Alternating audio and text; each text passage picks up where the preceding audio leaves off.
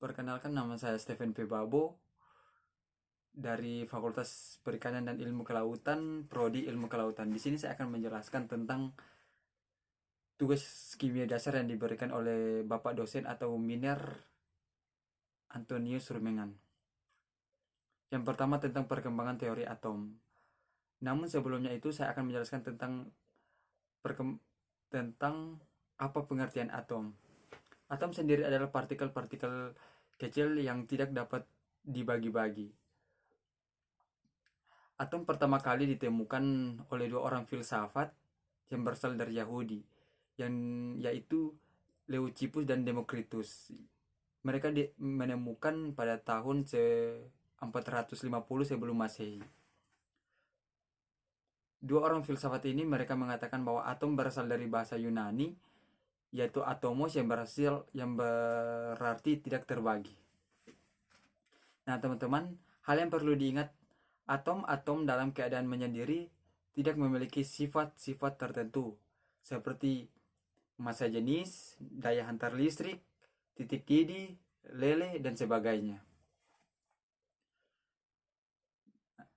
Dalam hal ini, ada 5 perkembangan teori atom. Yang pertama, teori atom Dalton yang ditemukan oleh John Dalton. Kita harus mengetahui tokoh dari teori atom Dalton. John Dalton adalah tokoh pertama yang mengawali teori atom pada tahun 1803. Teorinya berdasar pada dua hukum, yaitu hukum kekekalan massa dan hukum susunan tetap. Berikut ini saya akan bacakan atau menjelaskan tentang isi teori John Dalton. Yang pertama, atom adalah bagian terkecil dari unsur-unsur dan tidak dapat terbagi. Yang kedua, atom sejenis memiliki sifat yang sama sedangkan tidak sejenis memiliki sifat yang berbeda. Dalam reaksi kimia terjadi penggabungan atom, pemisahan atom. Atom dapat bergabung dengan atom lainnya untuk membentuk molekul.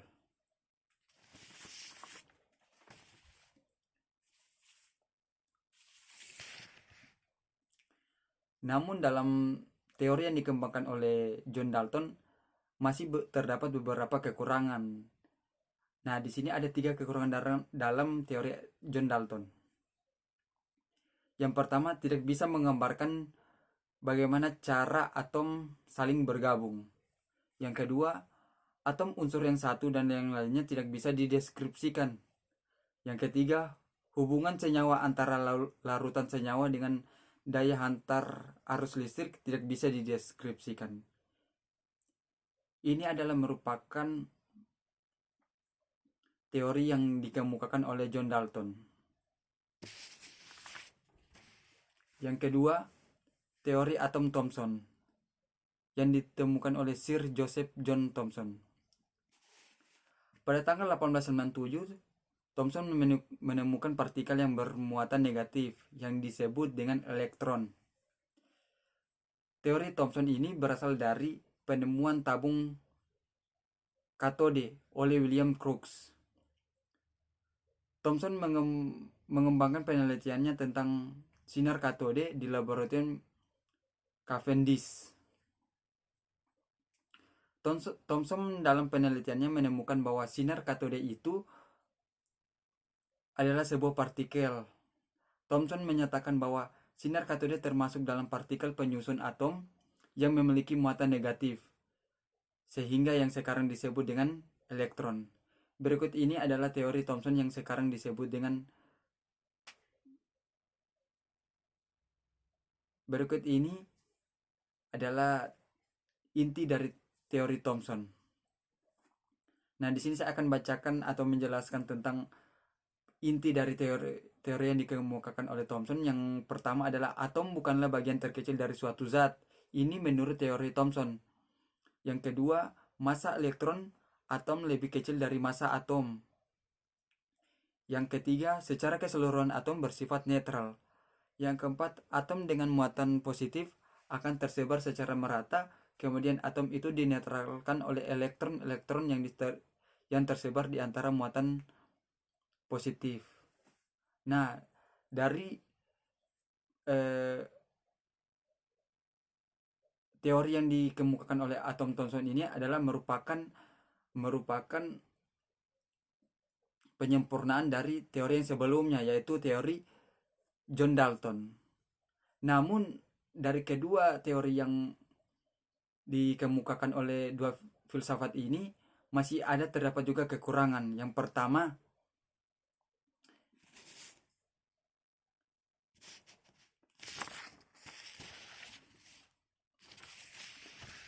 dalam teori Thomson ini juga memiliki kekurangan. Yang pertama, teori Thomson ini tidak bisa dapat menjelaskan bagaimana susunan muatan positif dalam jumlah elektron yang ada di dalam bola. Yang kedua, inti atom tidak dapat dijelaskan. Itulah kekurangan yang dikemukakan oleh teori atom Thomson. Nah, teman-teman, di sini ada yang ketiga lagi, teori atom Rutherford yang ditemukan oleh Ernest Rutherford, sehingga dinamakan teori atom Rutherford.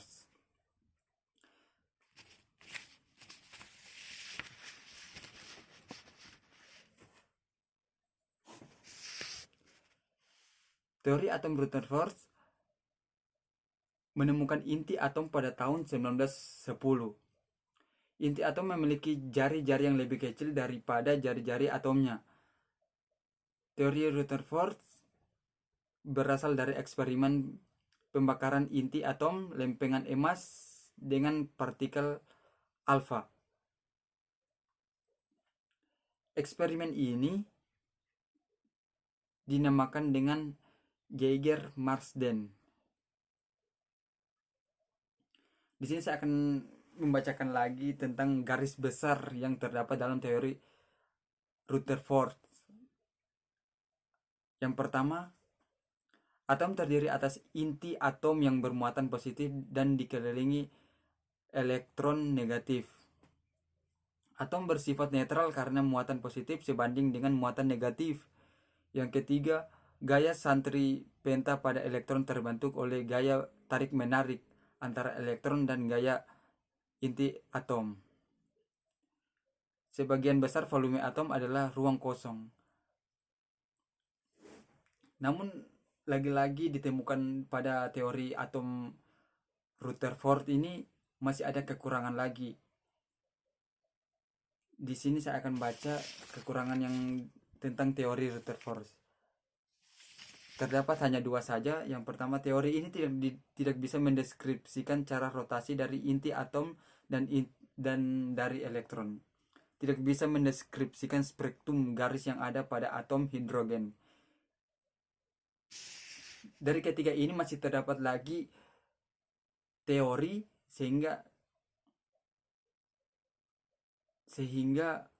yang ada dalam ketiga teori ini disempurnakan lagi dari teori atom Bohr yang ditemukan oleh Niels Bohr. Niels Bohr merupakan fisikawan asal Denmark. Bohr memulai penelitian di tahun 1913 dan nama penelitian itu adalah spektrum atom hidrogen. Eksperimen yang dilakukan Bohr menghasilkan elektron yang mengelilingi inti atom yang terdiri dari proton dan neutron yang disebut dengan tingkat energi. Inti dari teori Bohr sebagai berikut. Elektron mengelilingi atom pada orbit tertentu. Elektron hanya bisa berpindah dari suatu kulit ke kulit lainnya. Lintasan yang diperbolehkan elektron adalah lintasan yang mempunyai momentum sudut kelipatan bulat dari H2Y. Dalam teori ini juga masih memiliki kelemahan, yaitu lagi-lagi begini teman-teman. dari keempat ini masih terdapat juga kelemahan. Yang pertama dari kelemahan dari teori atom Bohr, yang pertama adalah teori atom ini tidak dapat menerangkan spektrum atom yang lebih besar daripada hidrogen. Yang kedua, teori atom ini tidak dapat menjelaskan efek Zeeman. Di sini terdapat lagi. Nah, sekarang sudah 4 teori, dan yang kelima inilah yang terakhir dari perkembangan teori atom. Yang kelima adalah teori atom mekanika kuantum yang ditemukan oleh Werner Heisenberg dan Erwin Schrödinger.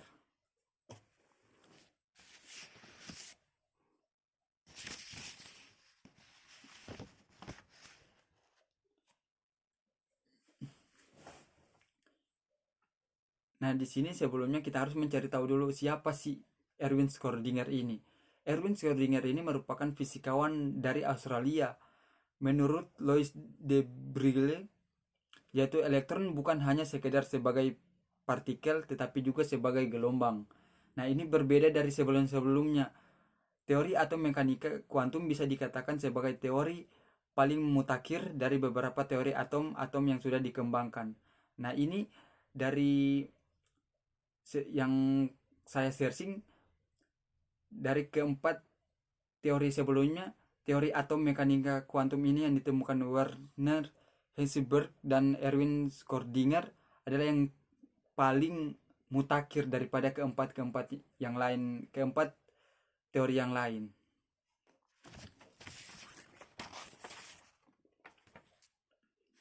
Itu adalah 5 teori yang saya jelaskan tentang mengenai perkembangan teori atom.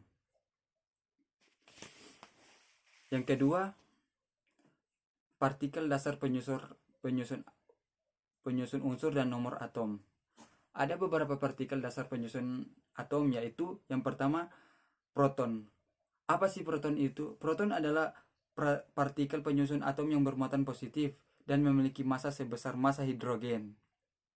Yang kedua, neutron. Neutron memiliki massa yang lebih berat dari elektron, yaitu 1,67493 sampai 1,67493 kali 10 sampai 27 kg dan dapat ditemukan dalam inti atom bersama dengan proton. Sehingga neutron merupakan subpartikel atom yang tidak memiliki muatan atau bersifat netral. Yang ketiga, elektron. Elektron yaitu subpartikel atom bermuatan listrik negatif dan paling ringan di antara lainnya. Nah, dari ketiga partikel dasar penyusun atom ini dan nomor atom ini, dari proton, neutron, dan elektron, yang paling ringan itu adalah elektron dibandingkan proton dan neutron. Yang kedua, unsur. Unsur dalam kimia adalah suatu spesies atom yang memiliki jumlah proton yang sama. Dalam inti atomnya, sebanyak 118 unsur telah diidentifikasi, sedangkan yang 94 diantaranya terjadi secara alami. Dan 24 lainnya juga adalah unsur sintetis. Sifat unsur itu seperti wujud, warna, kelarutan, daya hantar, dan sifat unsur kimia adalah sifat yang mengubah unsur menjadi zat baru. Itu adalah pengertian dari atau arti dari unsur dari perkembangan kimia. Yang keempat, nomor atom. Apa sih nomor atom itu? Nomor atom itu bisa disebut juga proton. Nomor atom atau proton adalah jumlah proton yang ditemukan dalam inti atom. Nomor atom secara unik mengidentifikasi elemen kimia. Dalam atom yang tidak bermuatan nomor, atom juga sama dengan jumlah elektron.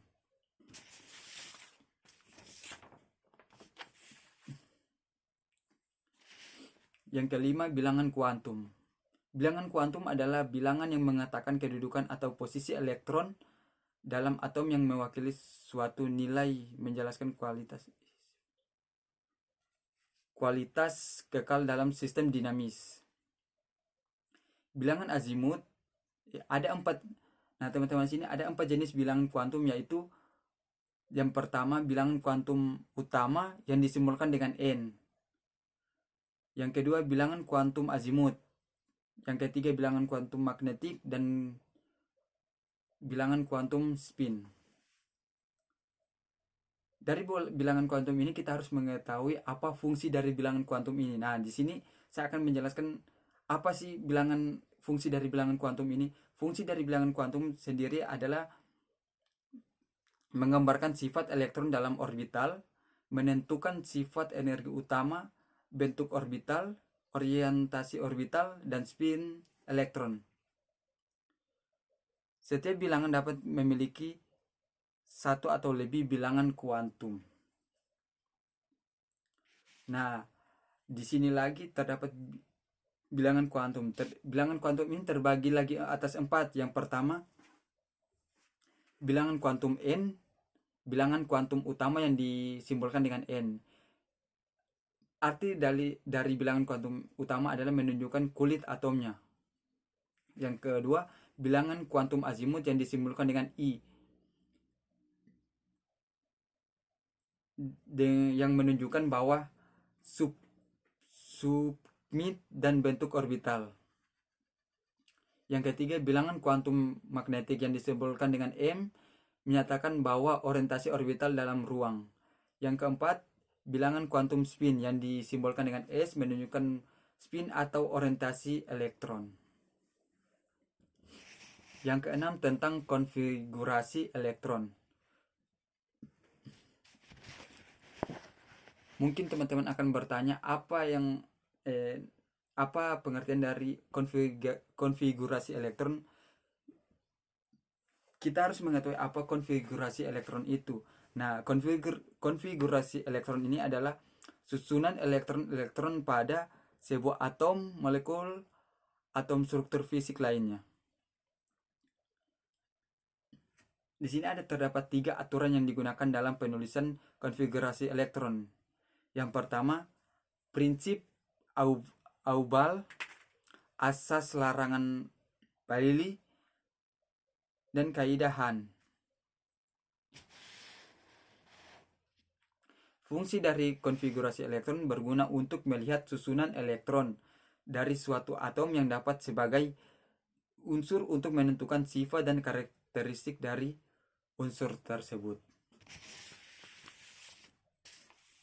Nah, ini yang terakhir, apa tentang tabel periodik.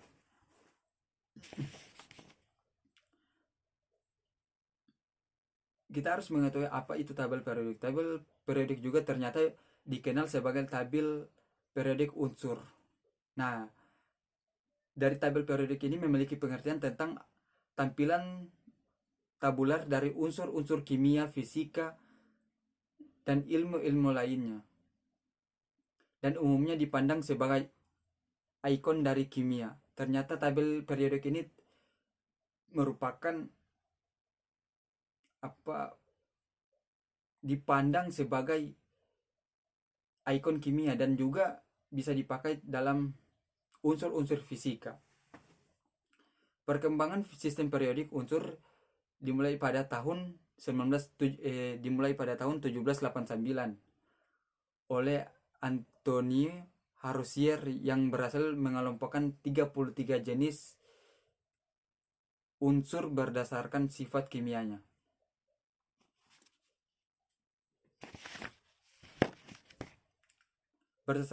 Sifat kimianya, misalnya gas, tanah, logam, dan non-logam. Susunan unsur periodik ini berdasar nomor atom dan kemiripan sifat antar unsur. Sementara itu, periode yang terdapat dalam tabel periodik terdapat 7 yang masing-masing tabel mewakili tingkat energi atom yang dimiliki. Fungsi dari tabel periodik dapat membantu. Nah, teman-teman, di sini kita harus juga mengetahui tabel periodik.